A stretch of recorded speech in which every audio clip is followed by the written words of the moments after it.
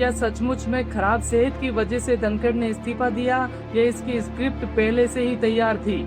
क्या सरकार से उनकी तल्खियां बढ़ रही थी? उनकी जगह अगला उपराष्ट्रपति कौन और क्यों हो सकता है, आज हम इस वीडियो में जानेंगे। और आज हम इस वीडियो में ऐसे 3 वाक्य भी जानेंगे जिनसे धनखड़ के साइडलाइन होने के संकेत मिलने लगे थे।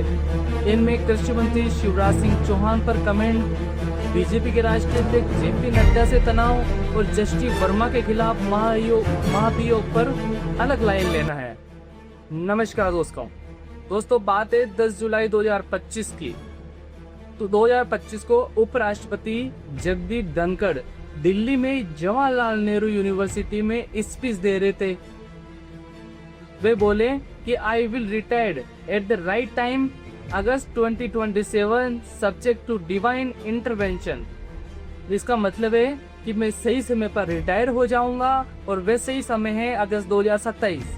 अगर कोई दिव्य शक्ति आ जाए तो वह बात अलग है। जगदीप धनखड़ ही जानते हैं कि वे किस दिव्य शक्ति की बात कर रहे थे, लेकिन 21 जुलाई को उन्होंने इस्तीफा दे दिया। वजह खराब सेहत बताई गई। इसके तुरंत बाद नए उपराष्ट्रपति के नाम पर कयास लगाने लगे। आइए सभी कारणों को बारीकी से करके समझते हैं। सुने कि खुले मन से शिवराज सिंह चौहान से सवाल। सोर्स के मुताबिक जगदीप धनखड़ ने पहली बार सार्वजनिक तौर पर मुंबई में केंद्रीय कपास प्रौद्योगिकी अनुसंधान संस्थान में लाइन क्रॉस की। तारीख 3 दिसंबर 2024 थी। इस दिन संस्थान का शताब्दी समारोह था। धनखड़ ने किसानों से किए गए वादों को लेकर केंद्रीय कृषि मंत्री शिवराज सिंह चौहान को कटघरे में खड़ा कर दिया था।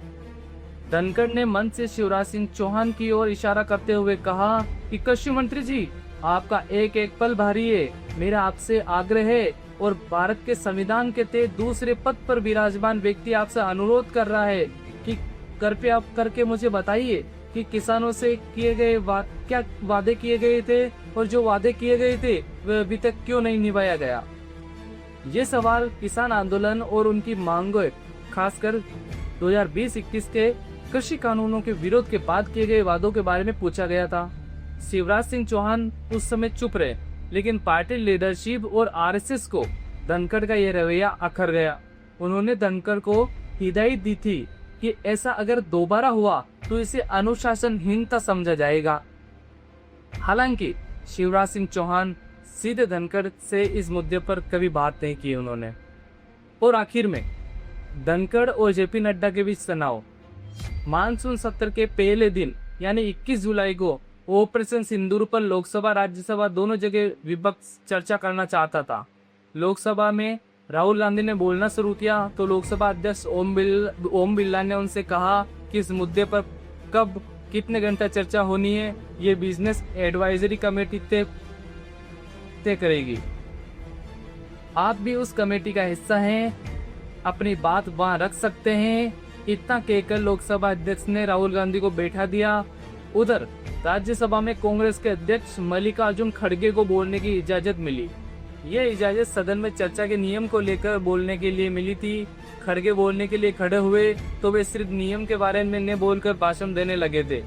जेपी नड्डा ने एतराज किया। उन्होंने धनखड़ से कहा कि सभापति महोदय, आपने तो इनसे बस नियम के बारे में बोलने के लिए कहा था, ये तो स्पीच दे रहे हैं। लोकसभा अध्यक्ष ने जिस तरह राहुल गांधी को बोलने से रोका था, वैसे ही धनखड़ ने मल्लिकार्जुन खड़गे को नहीं रोका। इससे साफ हो गया कि सरकार और धनखड़ के बीच कुछ ठीक नहीं है। जेपी नड्डा ने यह तक कह दिया कि सिर्फ बातें ही रिकॉर्ड पर जाएगी। सूत्रों के मुताबिक जेपी नड्डा और धनखड़ में खड़गे को बोलने की अनुमति देने और बोलने को लेकर बहस हुई थी। सोर्स बताते हैं कि सदन की कार्रवाई खत्म होने के बाद धनखड़ के इस रवैये की जानकारी गृह मंत्री को दे दी गई थी। और अब दूसरा कारण जानते हैं। जब जस्टिस यशवंत वर्मा के खिलाफ महाभियोग लाने पर अलग लाइन ली गई। जस्टिस यशवंत वर्मा के घर पर बड़ी संख्या में जले हुए नोटों के बंडल पाए गए थे। वर्मा के खिलाफ महाभियोग लाया जाना था। इस पर लोकसभा के 150 सांसदों ने साइन किए हुए हैं। कानून मंत्री किरण रिजिजू ने एक ताक्षर प्रस्ताव लोकसभा सदस्यों को सौंपे जाने की सूचना दे दी थी। इसके बावजूद धनखड़ ने राज्यसभा में जस्टिस वर्मा के खिलाफ 63 सांसदों के साइन इकट्ठे किए। ये सभी सांसद विपक्ष के थे। सवाल उठा कि लोकसभा में सत्ता पक्ष के 150 सांसदों ने महाभियोग को लेकर साइन कर दिए थे, तो राज्यसभा में 63 सांसदों के साइन का क्या मतलब है। धनखड़ को पता था कि लोकसभा में महाभियोग लाने के लिए जरूरी संख्या पूरी हो चुकी है। दरअसल वे अपने सदन में महाभियोग लाना चाहते थे। सोर्स बताते हैं कि धनखड़ के इस रवैये पर कानून मंत्री ने नाराजगी जताई। आइए जानते हैं उपराष्ट्रपति पद के लिए कौन कौन दावेदार हो सकते हैं। सबसे पहला नाम है राजनाथ सिंह। राजनाथ सिंह बीजेपी के सबसे सीनियर लीडर में से एक है।